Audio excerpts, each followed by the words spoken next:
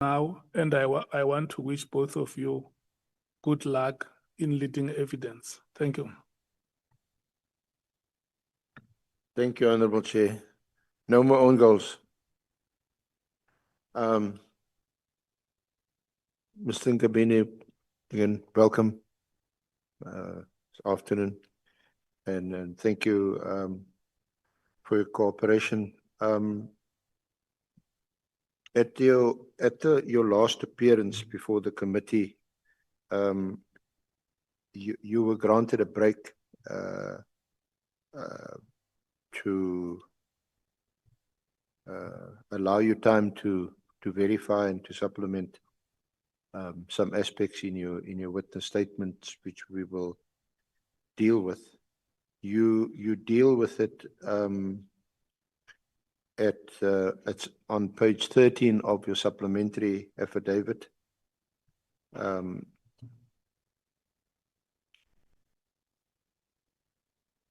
From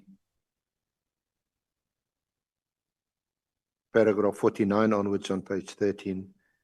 So perhaps you, from 49 to 54, you can just summarize for us what efforts you made to address the shortcomings in your original statement, which were highlighted by the Honourable Committee.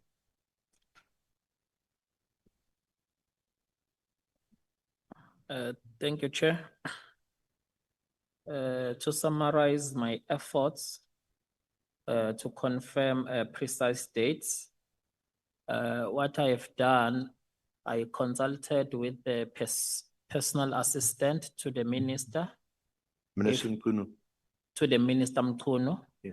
I consulted with him if I can have access to the minister's calendar, because the minister's activities will be precisely as to in relation to the dates I'm looking for. Another effort, I instructed my lawyers to write a letter to Brigadier Gunene, if at least can I have access to check the relevant dates, even if they don't give back my gadgets, just to go through my dates. But unfortunately, there were no response from that letter. There was not even an acknowledgement received. So with the help of the calendar of the minister, including with the travel agencies looking into the traveling itineraries of the minister, then I was able to be precise with the dates of a sequence of events that are relevant to the committee, Chair. Thank you. So you still didn't have access to your cell phone, to your gadgets that were seized during the search and seizure operation that was led by Brigadier Kuneni. Can you repeat your question? I said you still have not had access to your gadgets, your mobile devices. Yes. That were seized during this operation earlier in October. Yes, that's correct. So these dates that you now refer to, you reconcile that with the personal diary of Minister Mkunu's PA. That's correct, Chair. Okay. So let's go there. Can I refer you to your original affidavit?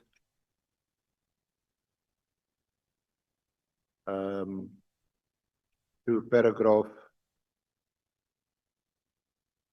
75, it's under the subheading Brown Mogotsi on page 24, and it goes through to 83.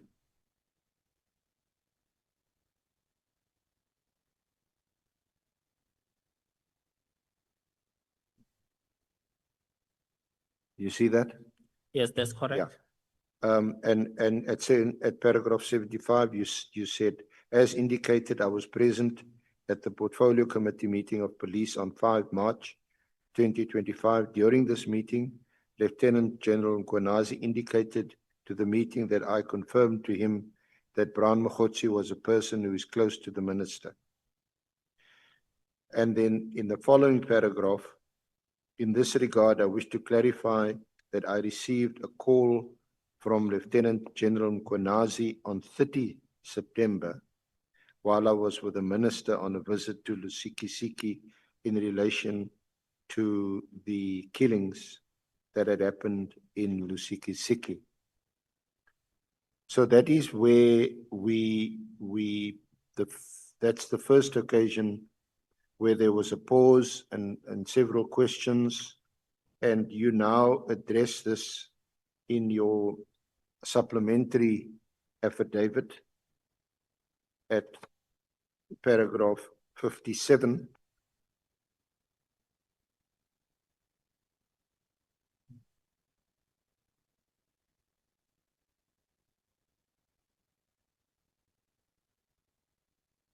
Or rather, perhaps you should just start. You record this in a chronology, your record of communications with Mr. Mogotsi for 2024, and then more pointedly at paragraph 57. No, sorry. It's 56.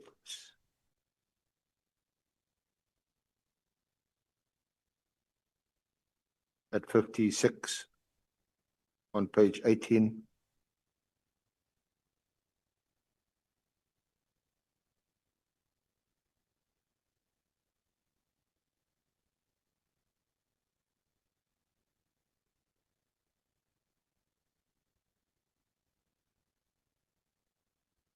And also 57.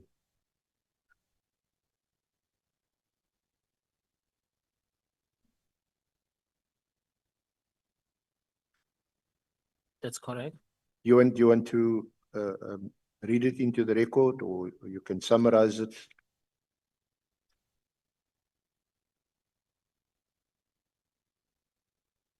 Okay.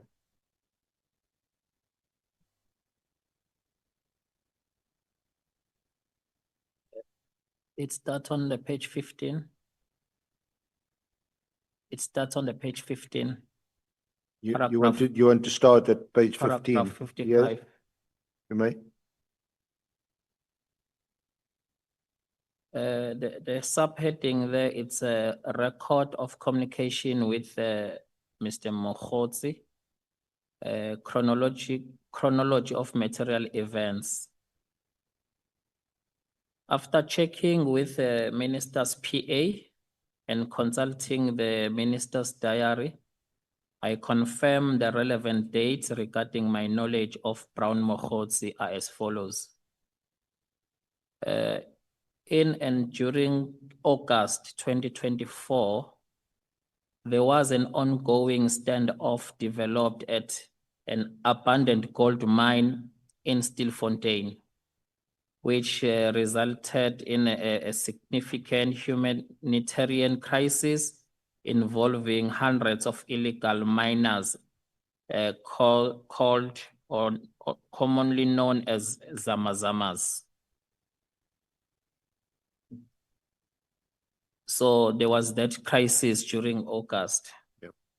If I go to paragraph 55.3, hundreds and possible thousands of miners from countries such as Mozambique, Zimbabwe, and Lesotho remained trapped underground, fearful of resurfacing due to the police presence and potential retaliation from armed criminal groups controlling the mine.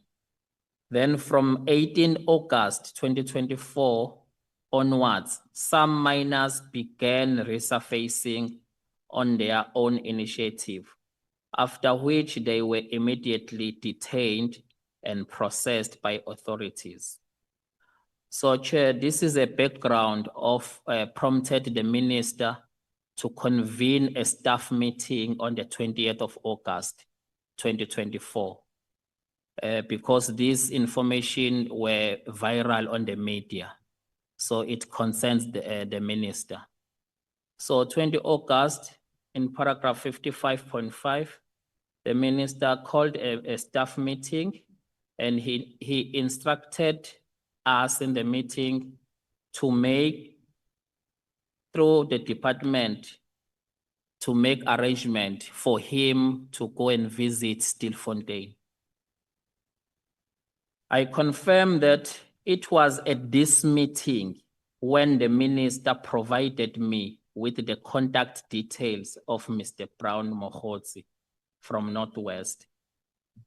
And I recall that minister instructed me that I should contact Mr. Mohotsi and ask him to come with some local leaders to brief him on the situation before his visit, which I accordingly instructed to facilitate for this engagement. I then contacted Mr. Mohotsi on the same day of that meeting and informed him that I will revert once a suitable date for the briefing had been identified.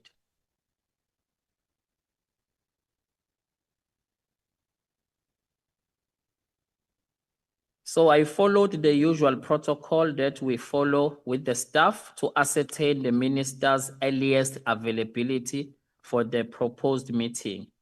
I checked the minister's availability with the PA in order to facilitate this meeting with Mr. Brown.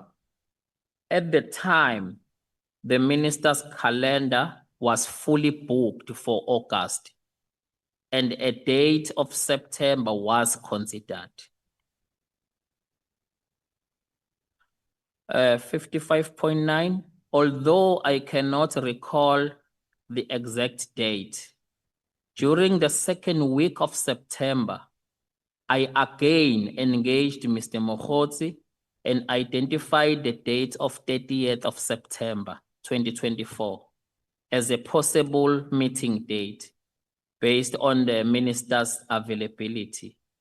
Mr. Mohotsi undertook to confirm with the other expected attendees, and he reverted to me a few days later, confirming their availability. And accordingly, the meeting was scheduled as follows. It was going to be on Monday, 30th September. The time allocated for this meeting was 11 to 12, 1 hour. The guest, it was Brown Mohotsi plus 4 other people. The venue of the meeting was going to be at an official residence. On the 30th September in the morning, I recall that an urgent matter arose for the minister and the meeting had to be cancelled. I accordingly informed Mr. Mohotsi about the cancellation, and I advised him that I will advise him of a new date once it's been identified. During October 2024, a new date, suitable date for the meeting was identified as the 28th of October 2024. I engaged Mr. Mohotsi to facilitate this meeting, and within few hours he returned and confirmed availability of the group. The meeting was accordingly scheduled as follows. It was going to be Monday, 28 October 2024. The time allocated for this meeting was 4:30 in the afternoon to 5:30. It was also an hour allocation. The meeting guest was Brown Mohotsi plus 4 other people. The venue for this meeting was official residence. I further facilitated all logistical arrangements for the meeting as per my role and responsibilities, and it proceeded as scheduled.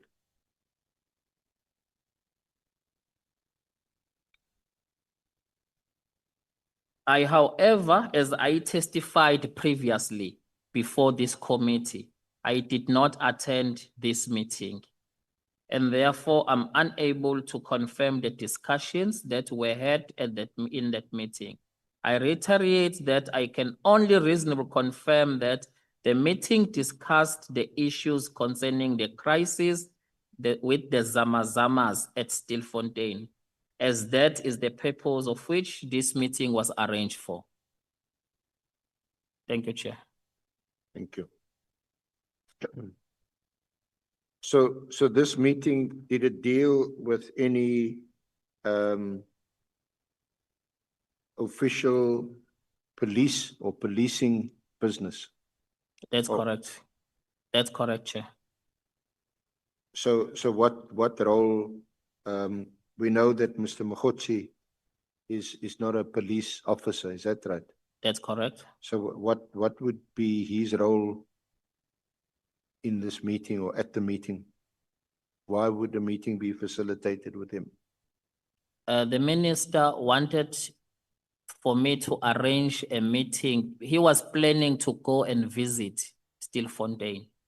Then he suggested that he needs to have an engagement with some local leaders to get an understanding before he goes there. So he then gave me the number of Mr. Mogotsi. I believe he's from Northwest, for him to assist and get other leaders to come and brief him about the situation. So the other, I think you mentioned the other 4 persons at the meeting. You can't recall who they were. Were they local leaders? According to the arrangement, Brown Mogotsi had to come with some local leaders, of which I don't know who are they. I don't know their names. So despite not being at the meeting, did you make any follow-up on what happened at that meeting, what the outcome was at that meeting? Was there in fact a further meeting in relation to this issue, the Zama issue? No, I never inquire, but I also remember that there was going to be a follow-up meeting that the minister wanted me to convene again for the same people, which was gonna be in the early year of 2025. If I go to paragraph 56, in early January 2025, although I cannot recall the exact date, the minister instructed me to facilitate a follow-up meeting with Mr. Mogotsi and the same group of individuals. After reviewing minister's calendar, 3rd of February 2025 was identified as a suitable date, which I informed Mogotsi, and he confirmed his availability. And the meeting was accordingly scheduled as follows. It was gonna be Monday, 3 February 2025. The allocation of this meeting was 1 hour, 11 to 12. Venue official residence. 56.2, it was approximately 15 minutes where after the scheduled start of the meeting, the Mr. Mogotsi were running late, and then I had to check how far are they. Then when I contact Mr. Mogotsi to check on their arrival, he informed me that the individuals that should accompany him had been urgently called at Luthuli House, and they were now unable to attend. So that was another follow-up meeting, but it could not materialize. Can I just take you back to paragraph 55.7? That date there, it seems to be a typographical, it's 20 August 2024. 2024, yes. Not 2025. No, it's 2024. It's a typo.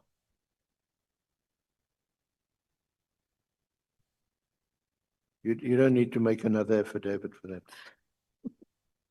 So again, what you fairly early into your tenure as chief of staff, Yes, around about this time, you in fact had just been appointed that's correct. on the 1st of August 2024. So what do you make, or what are your impressions of Mr. Mogotsi? Is it only because of the Stilfontein Zama Zama issue and because of his, perhaps because of his standing in the Northwest province, that he could be of some assistance? What did you make of it? What did you know about him?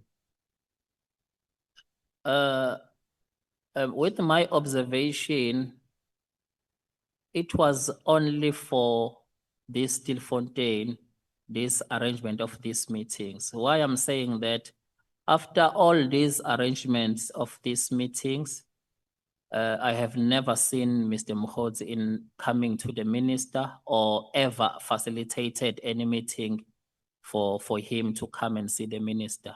It's been a year now. There has never been such a thing.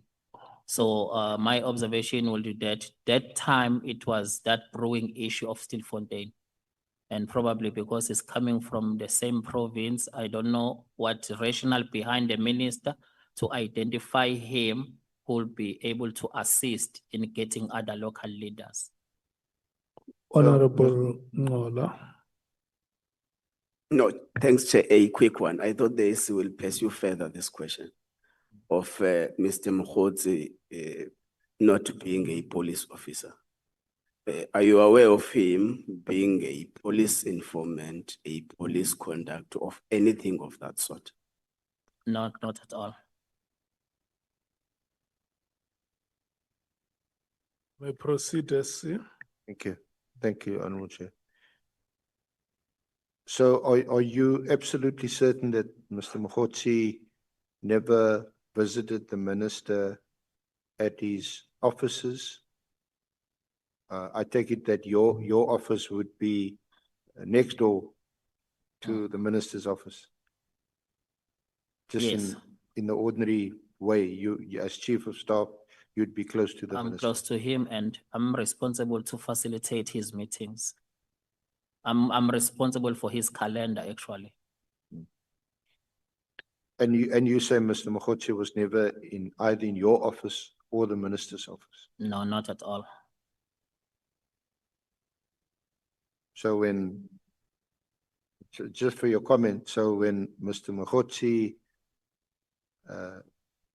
states that he would have made a call from the minister's office to Mr. Matlala, either he's mistaken or he's not telling the truth. When is he saying? Can you repeat? If he says that he made a call from the minister's office to Mr. Matlala, Kat Matlala, from the minister's office, then you wouldn't have been aware of that. Yes, that has never happened Or certainly in my presence. Yes. Not in your presence. Yes. Honorable Skosana and then Honorable James. Thank you, Chair. I guess it's normal that the ministerial schedule meetings are characterized by attendance list. And I guess the 4 people who attended that meeting, the names should be there. Unless I'm lost, but in my knowledge, that's how things are done. I think those four names should be in that list. Thank you.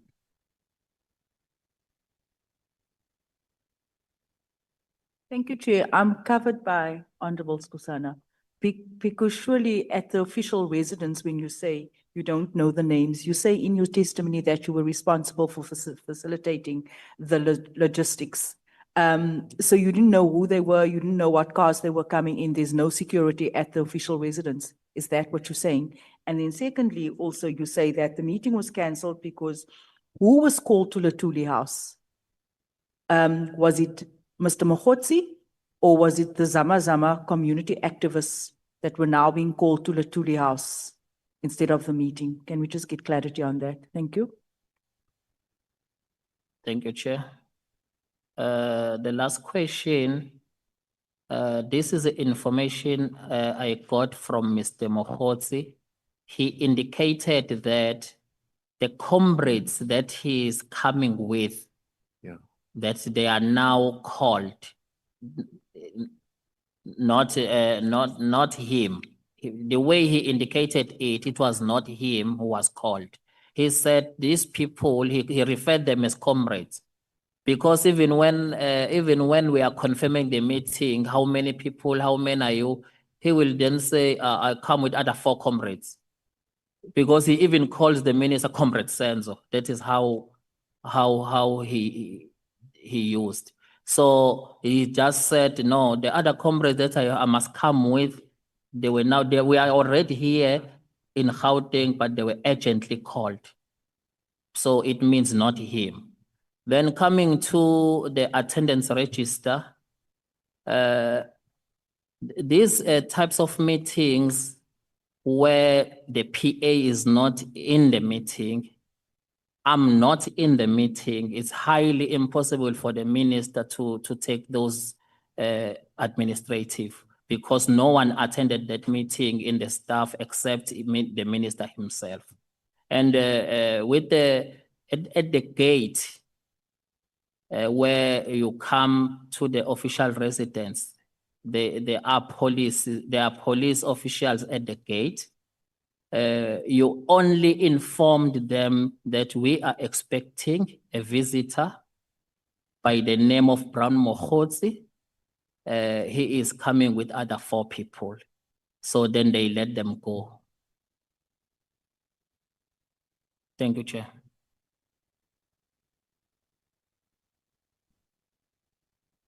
Honorable James. Chair, I put it to you, Mr. Nkabinde, that at all the parliamentary villages, and I'd like to think that security is even tighter at an official residence, you don't just give the name of one person. It is mandatory for you to present your ID at the gate, and they have record of everyone that gains access into that official residence. Could you not have called the security to get the names? Because we want to know who these names are, because right now I'm not sure if they are activists, community Zama activists, or are they comrades? We need to know who these people were. Thank you, Chair.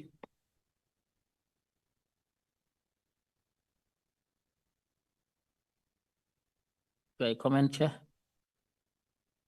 This If you can please respond. Yes. No, this is a standard practice where official of residence of the minister is situated. You simple alert them that you are expecting a visitor. There is no register there. They are not taking any registration.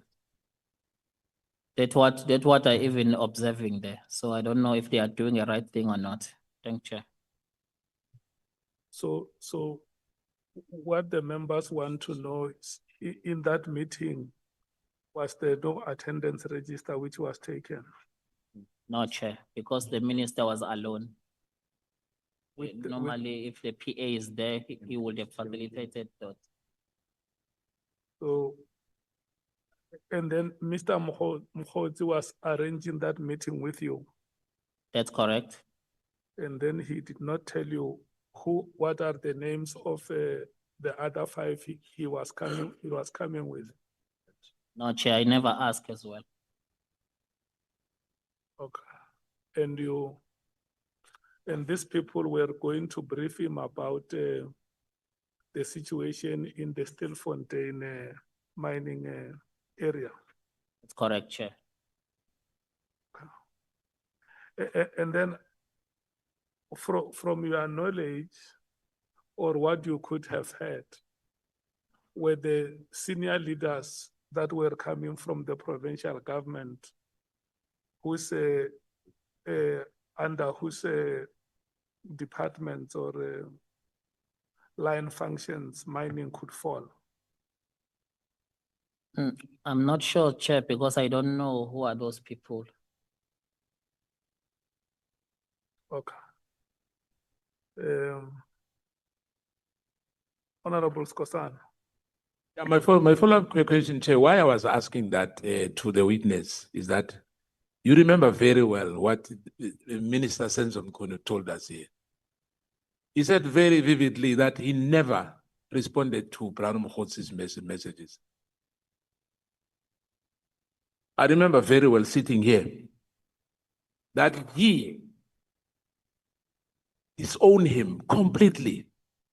But anyway, it will come to that, SC, I'm sorry, but I just wanted to be honest to you that what we are saying now to us is completely foreign to us of what the minister told us, you know, but I'm happy that, you know, you are giving it to us now, you know, and thank you, Chair. We may proceed, SC. Thank you, Chair. Honorable Chair.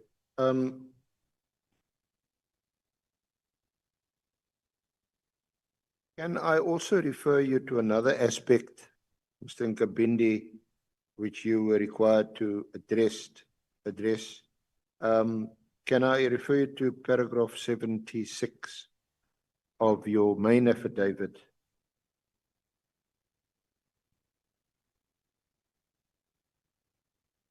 I Where can you see say, it. in this regard, I wish to clarify that I received a call from Lieutenant General Nkwenazi on 30 September 2024, while I was with the minister on a visit to Lusikisiki in relation to the killings that had happened in Lusikisiki. And you then address this in your supplementary paragraph 57 on page 19.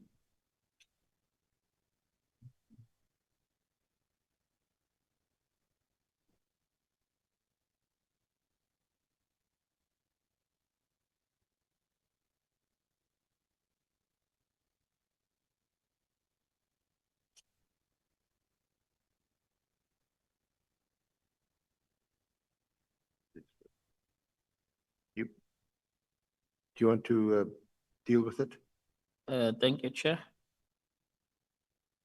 I wish to clarify and supplement paragraph 76 of my main statement and place it on record that after verifying the details, I can confirm that I received a call from Lieutenant General Nkwenazi on the 1st of October 2024, not 30th September 2024. This call was received while I was accompanying the minister on his first visit to Lusikisiki in relation to the killings that had occurred in the area.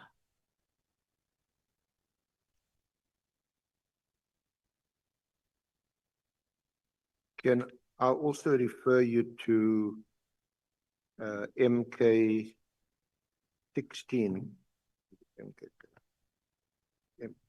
MK 16 and MK 17 at page 313, 314 and 315. There's a WhatsApp exchange.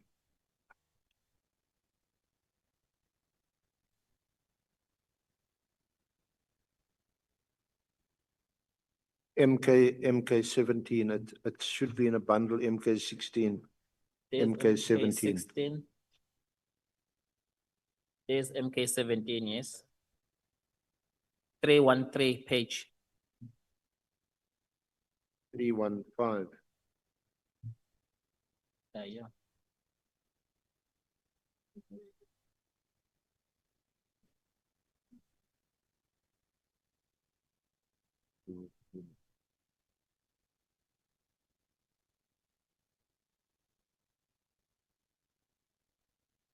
Have you got it there? Yeah, got it. Nkabinde? Thank you. Is this the call that you are referring to after General Nkwenazi had shared this WhatsApp with you on page 315?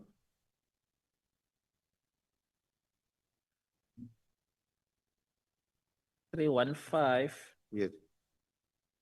Which call are you referring to I here? think the WhatsApp, SP has the left WhatsApp. us behind.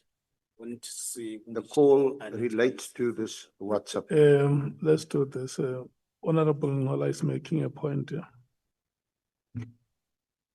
No, I'm saying, Chair, the SC is leaving us behind. We don't see which annexure is he referring to. We only had that he says MK17. So we are trying to look for that. So can you please not leave us behind?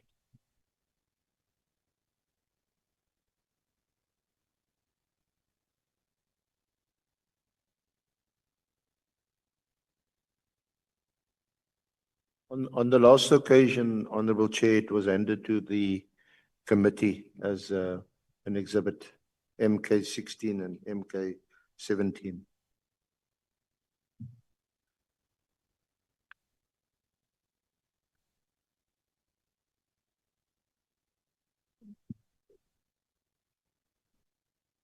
We can confirm, Chair, that we don't have that annexure.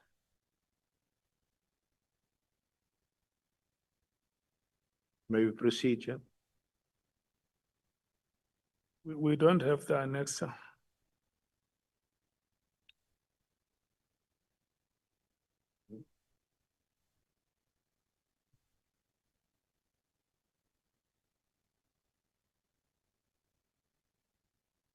Mr. Nkabinde, you have it.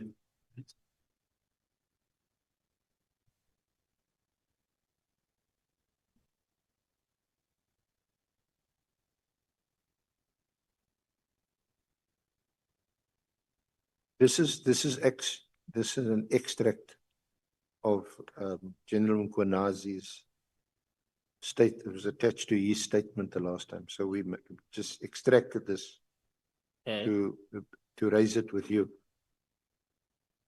Yes, you said 315, the page. 315, yeah. Yes, I have it. Now, this call that you referred to, I don't That's see a right. call here, Chair.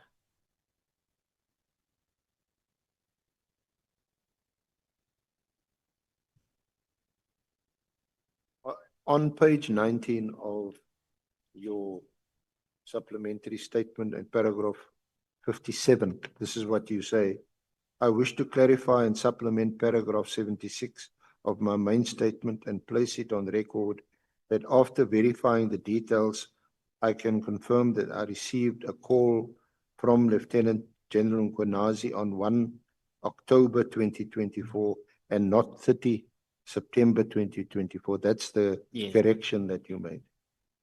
This call was received while I was accompanying the minister on the first visit to Lusikisiki in relation to the killings that had occurred in the area. Yes. So we are now referring you to this WhatsApp. Yeah. Which is also referred to at paragraph 77 of your main statement.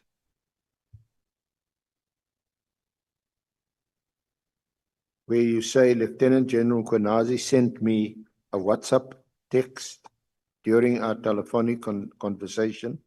That's the one you referred to on 1 October, in relation to an occurrence book that he had received from Brown Mogotsi about interference by Lieutenant General Nkwanezi during an arrest of a senior correctional services commissioner who was found allegedly in possession of drugs.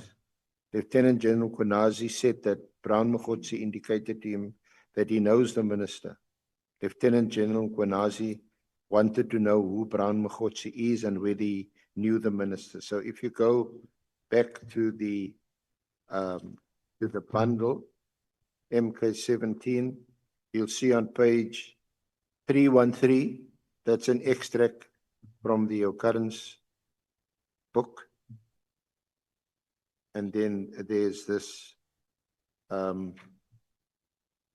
exchange, and these WhatsApps are then copied to you in the middle of the page. The minister is brief. He has just arrived in Lusikisiki. And on the following page, 315, my General Brown Mokgotsi from the Northwest, an internal attempt to discredit you through defeating the end case. Morning, sir. What are you talking about? What defeating case are you referring to, and who is behind that?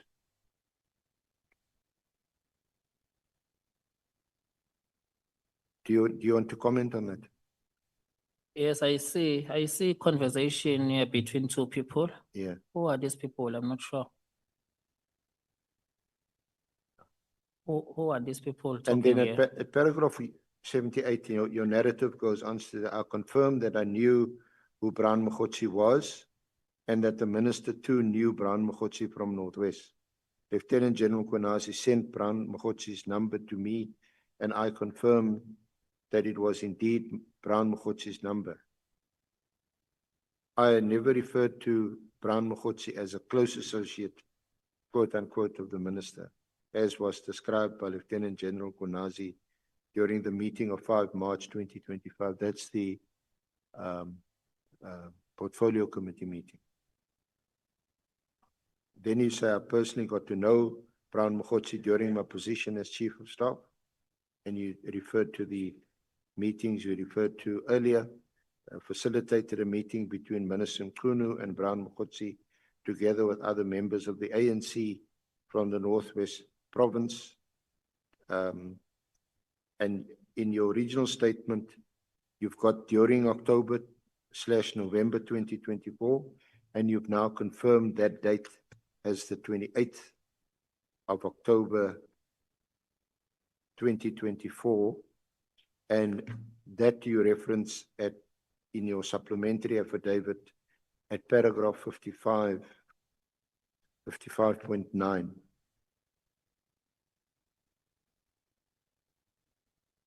You see that? I see that. Yeah.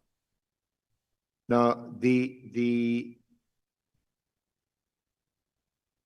Idac complaint that had been referred to, sorry, the IPID complaint, is also at Annexure MK27. That's the one.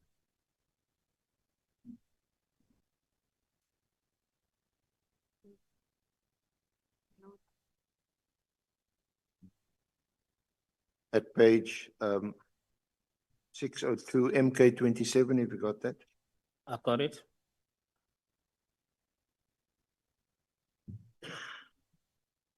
This is a complaint which is authored and signed by, is it Mr. Kife Lakai? Yes. Kife Lakai on 12 March 2025.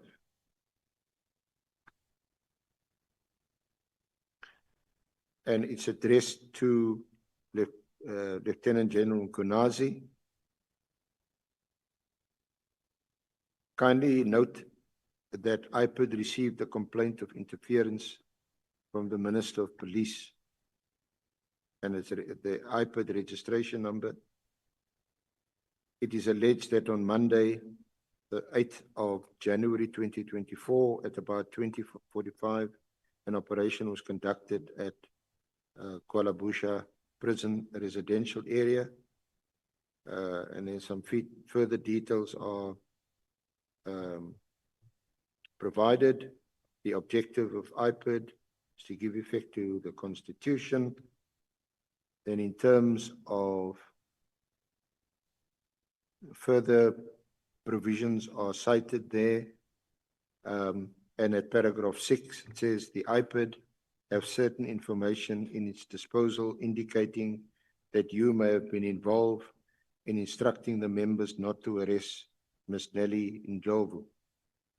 We therefore request you to submit your statement under oath, clarifying the role you played in this matter. IPID will appreciate if your requested statement can be made available on 19 March 2025.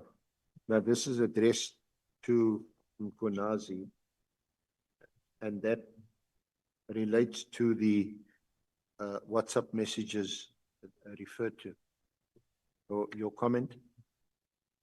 Which WhatsApp?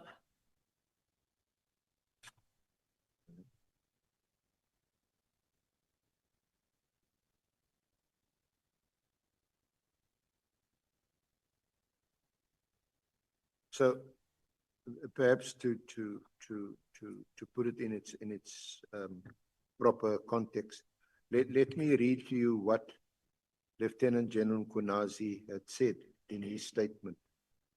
I attach marked MK17, which is what you've got there, a copy of these message communications I received on the WhatsApp platform from Mr. Mokgotsi.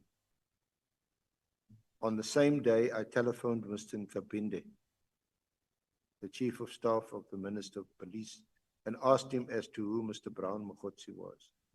The latest communication intimated that Mr. Mokgotsi would be traveling with the Minister to Lusikisiki. I assume, therefore, the Chief of Staff would know of this gentleman. The response from the Chief of Staff was that Mr. Mokgotsi is an associate of the Minister, but is not employed in the department. That is when I first got confirmation about Mr. Brown Mokgotsi. I asked the Chief of Staff to send the phone number of this Brown Mokgotsi, which he did. It is the same number from which all these communications were made and which I have since confirmed as being registered to Mr. Mokgotsi. The Chief of Staff thus confirmed to me that indeed the person who is sending me WhatsApp messages is the same person called Brown Mokgotsi and is from the northwest. Do you want to comment? Yes, indeed, General Mkhwanazi contacted me about a person who called him and said he knows the minister. And General Mkhwanazi wanted to know if I know this person. Then I confirmed with General Mkhwanazi that yes, I know him and also the minister knows him. But I've never said he's a close associate to the minister. That I've never said it like that. Okay.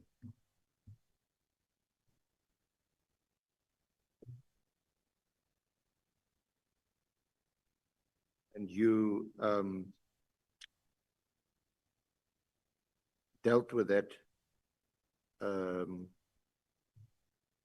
in your main affidavit at paragraphs 77 to 81 in your main affidavit.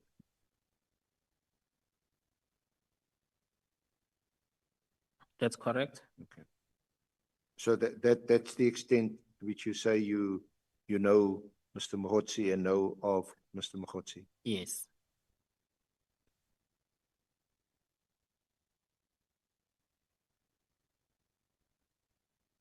Chair, Honorable Chair, it's 1 o'clock. Are we going to have a short adjournment? None. What do we do? No break. The rest of the Hmm? MPs without. No, let's proceed. I will indicate you for break. Idac event is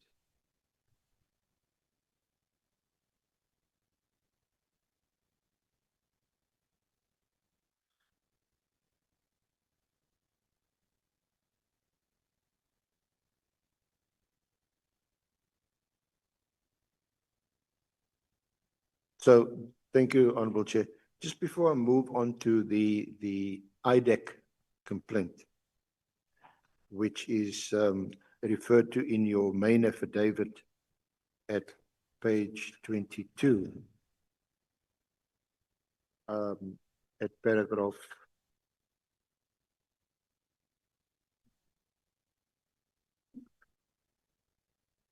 63. The reason why the IPID complaint is referenced and which is addressed to Lieutenant General, or rather General Mkhwanazi, is that there seems to be a pattern of wanting to implicate and charge members of the PKTT. So your comment firstly on that claim or that allegation that there seems to have been a deliberate plan to implicate members of the PKTT.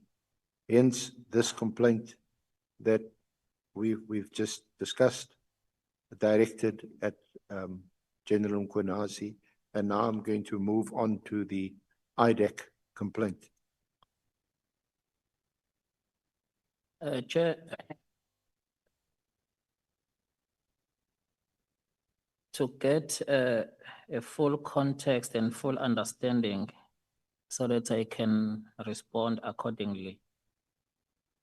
The complaint that you are referring to from IPID to General Mkhwanazi has nothing to do with PKTT. So I don't understand where does PKTT feature.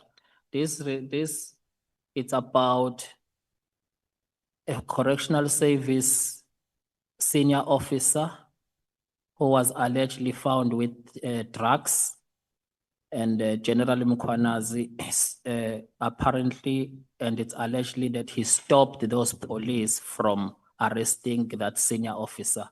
So here it's a defeating ends of justice case opened against General Mkhwanazi. So I don't understand where does PKTT feature here.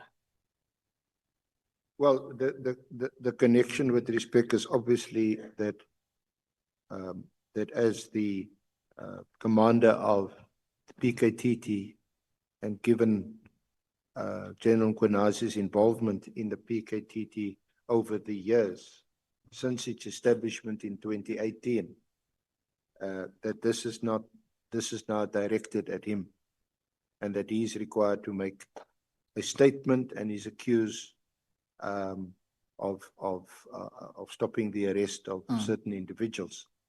Hence, I'm saying this has nothing to do with PKTT. It's General Mkhwanazi who stopped people from doing their work, not PKTT. Whether that is true or not, it's something else, but this is directed to what General Mkhwanazi did, not PKTT. Honorable James. Just clarity. It was not General Mkhwanazi that stopped the police from doing their work.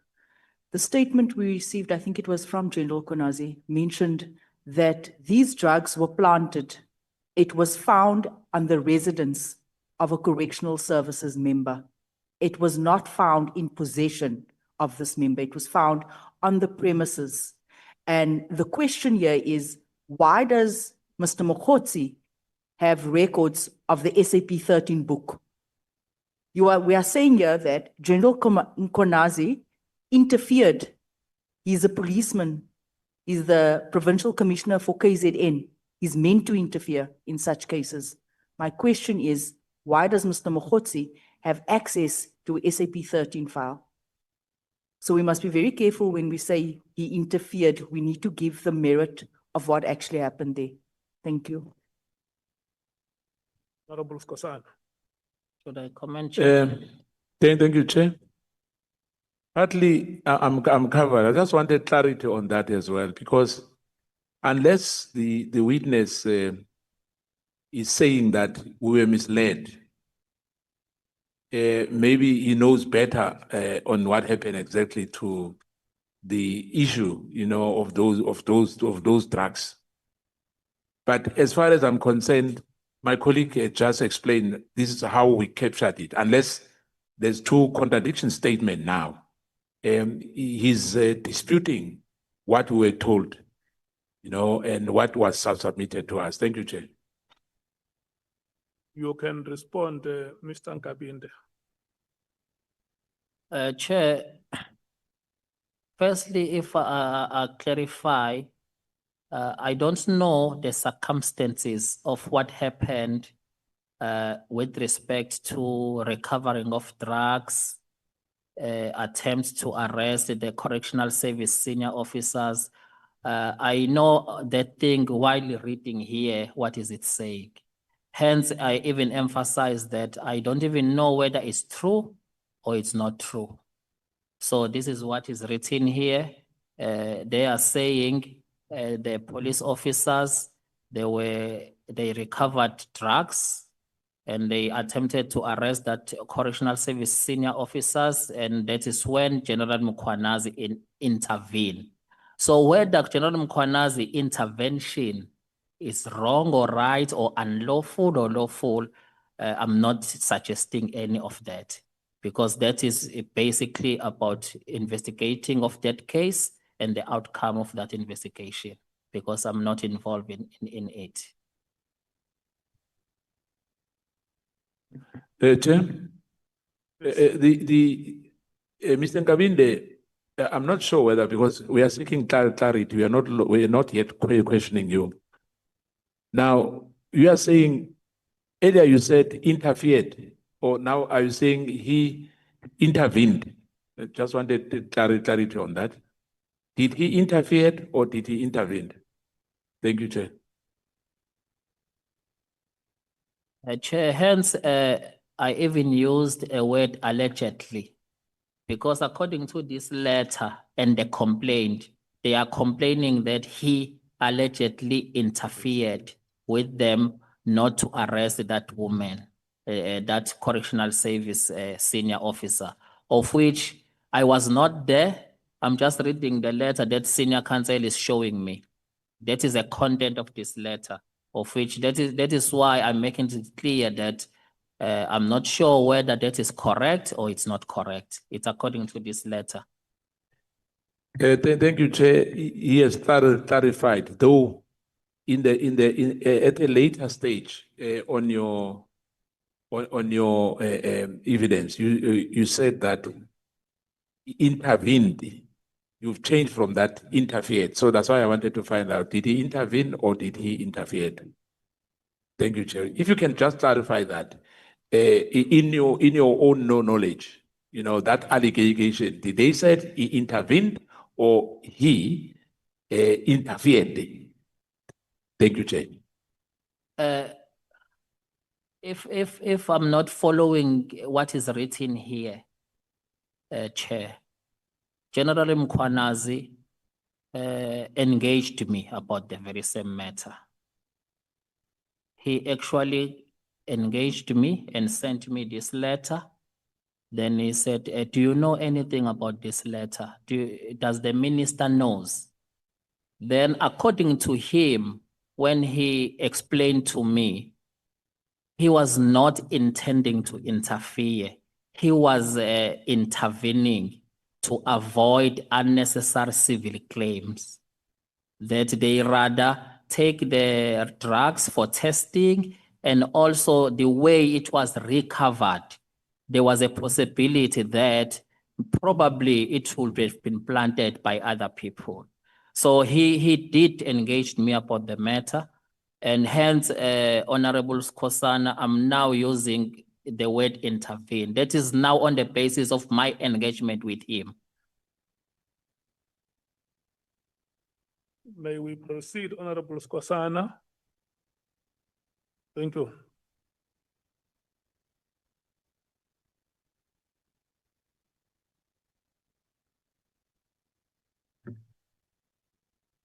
Honorable Chair, are we proceeding or are we adjourning?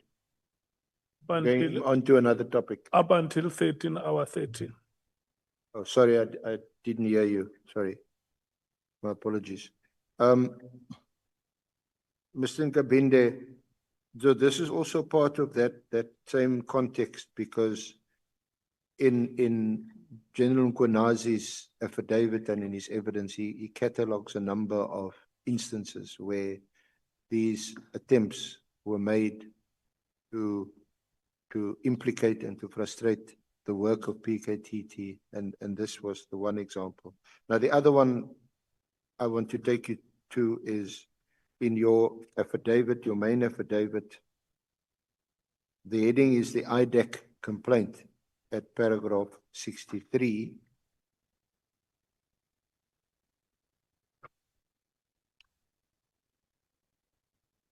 I can see it. You see that? Yes. On 1 November 2024, the minister received a complaint from Mr. Fadiel Adams, who's also a member of parliament, that the dockets he registered in Western Cape and Gauteng were being unlawfully intercepted.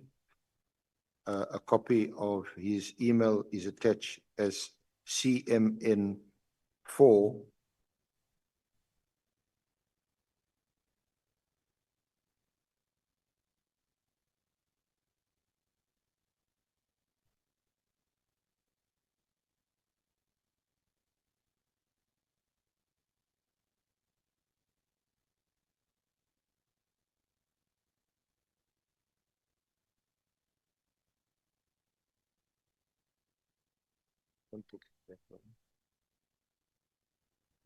Okay. So on CMN4, you see at the top, Mr. Nkabinde, this is from Sakina Frenchman. It's sent to you on the 1st of November 2024, and it's sent to you, Landu,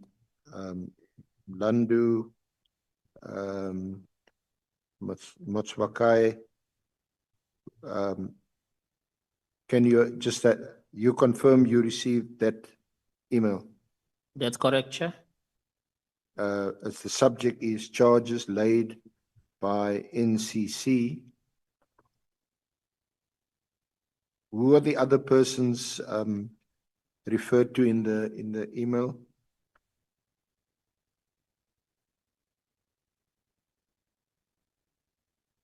Mlando, it's a PA to the minister. Okay. Motswakaya is an assistant PA to the minister. And myself. To you. And then on then there's another email later on from Sakina Frenchman addressed to Edward Senzo Kunu, charges laid by NCC, and this is addressed to the minister himself. That is by Honourable Member Fadiel Adams, the Member of Parliament. You see Yes, that? I can see that. There's a further email on the 10th of November across the page, addressed to you, referring to these 4 matters. You can see there he requests an independent investigator or body to investigate the cases I've laid. I make this request as your National Commissioner has claimed all is above board in the case of the allegations made against Major General Khumalo. We are reliably told that this is false and that the statements and have the statements to back it up. If indeed the Commissioner's position is compromised in this regard, please view our concerns with concern.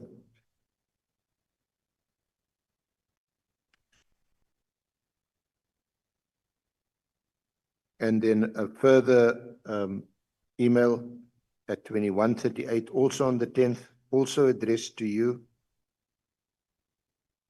Dear Sir, from the Office of the Honourable Minister of Police, with regards to case number, and there's again a few cases mentioned. The above cases relate to fraud, theft, and nepotism. We hereby request that an independent officer or body be appointed, as we are concerned that General Masemola may have erred in his statement that the allegations pertaining to Major General Khumalo's security clearance. If this is the case, the National Commissioner has misled the nation, which is, in our view, a very serious issue.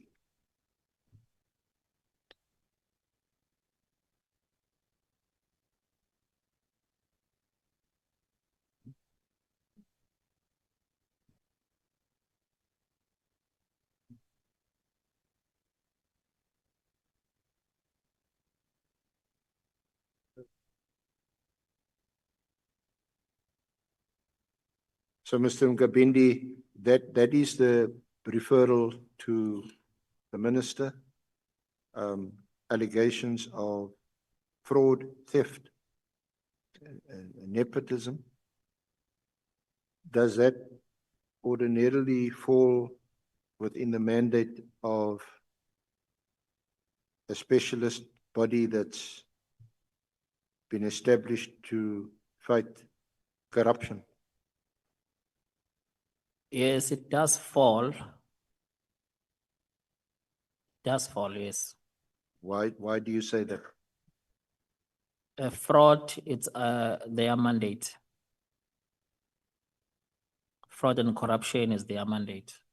And also, Chair, when we receive complaints, we don't just refer a complaint.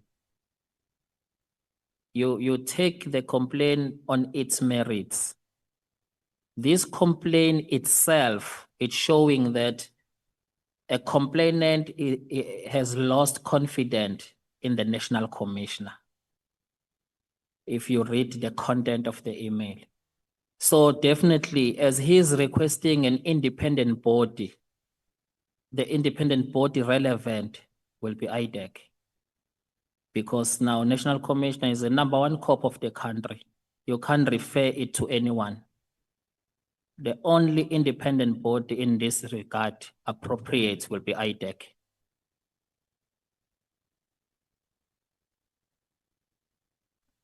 Now, are you aware that Honorable Member Adams had also referred this to the police? You must be aware, because he claims now that he's frustrated, he's had no joy, he's laid these charges, and now he's knocking at the door of the minister. Yes, I'm aware because he wrote to me. Now, we have an information note.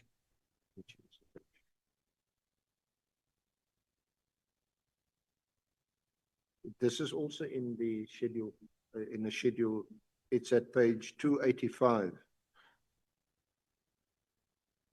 It's a bundle which starts at 267.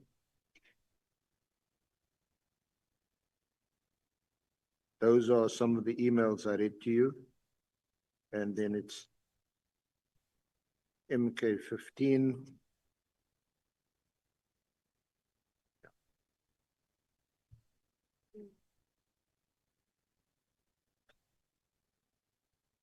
So, of the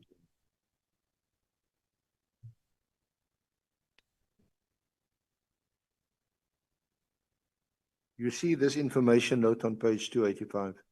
285.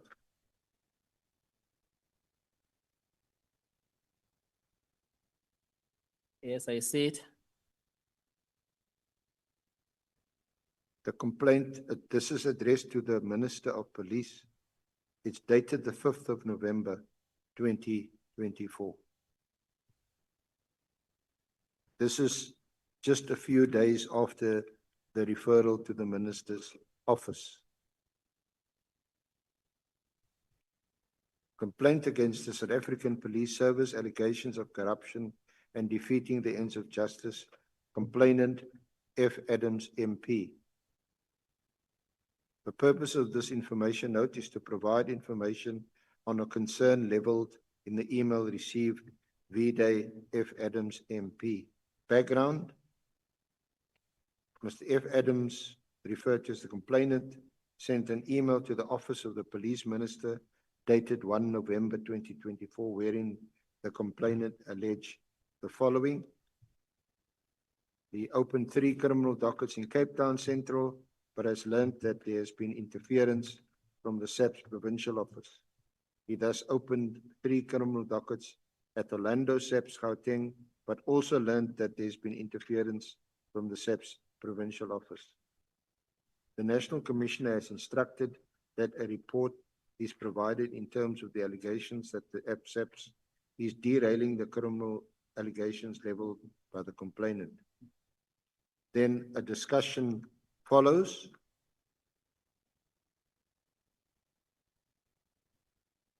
at paragraph 3.1, the dockets where they were registered, 3 in Cape Town, 3 at Orlando. 3.1.1, the criminal allegations in the 6 cases which are opened are leveled against Lieutenant General Kumalo, Major General Lushaba, Major General Madondo, and Brigadier Ngube, and are centered on 4 specific matters, namely abuse of the Secret Services account, cover-up of a criminal incident linked to Valeria and the case number. This docket is locked in a safe at the police station, and access thereto will only be available from 11 November. Failure to address Major General Madondo's results of the polygraph examination, wherein 2 incidents of tax evasion were uncovered, practices of nepotism. Then it says at 3.2, an officer from the Division Inspectorate who was in Cape Town on other official business made several attempts to conduct an interview with the complainant, but due to other commitments, the complainant had to cancel the proposed meetings. The complainant indicated that he could travel to Gauteng if required. The allegation leveled by the complainant is that the provincial officers of Western Cape and Gauteng have interfered in the investigation. The allegations contained in the criminal dockets are of a sensitive nature, and the practice of the provincial officers to obtain the dockets to ensure the matters are addressed appropriately is not seen as interference, but as standard operational procedure. At 3.3.2, the complaint by the complainant can be seen as premature, as the provincial officers were still in the process of addressing the matter. And the recommendation is at paragraph 4. This office recommends that an extension of the 10 working days is provided in order for the following to be conducted, whereafter a comprehensive report can be provided. Interview the complainant and obtain a detailed affidavit. Perusal of all criminal dockets, including the Valeria docket. Determine if any other government department is investigating the same allegations.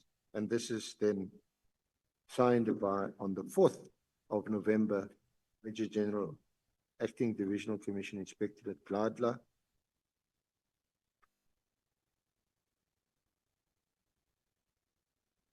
And also Sabia, on the 5th of November.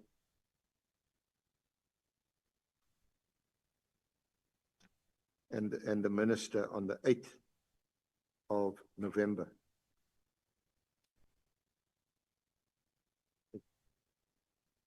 Yeah. That's on the 8th.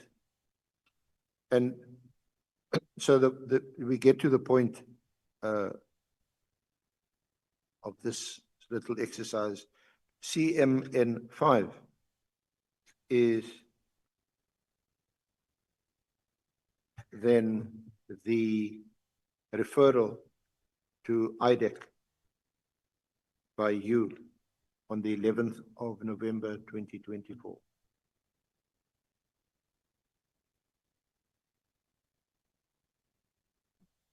So your comment that I've just read to you, there's a recommendation, and it's confirmed by the minister on the 8th of November. The recommendation is that the police recommends that an extension of 10 working days is provided in order for the following to be conducted. And you've read that. Nevertheless, you on the 11th of November, you refer this matter to Idac.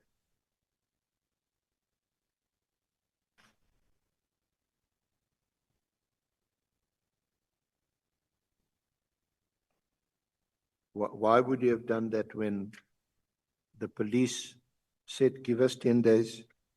It's a sensitive matter. which they take seriously, obviously. They're investigating. There's been no interference. The delays are all part of standard procedures that are followed. But you apparently with some undue haste, can you explain why you then refer this to Idac? Thank you, Chair. Maybe what I need to try and do is to elaborate and make it easy for senior counsel to understand the variety of these complaints. Firstly, Chair, these are two separate complaints. Hence, I did say initially that we receive complaints and we treat a complaint on its merits. We screen the complaints, then we refer it to the relevant authority.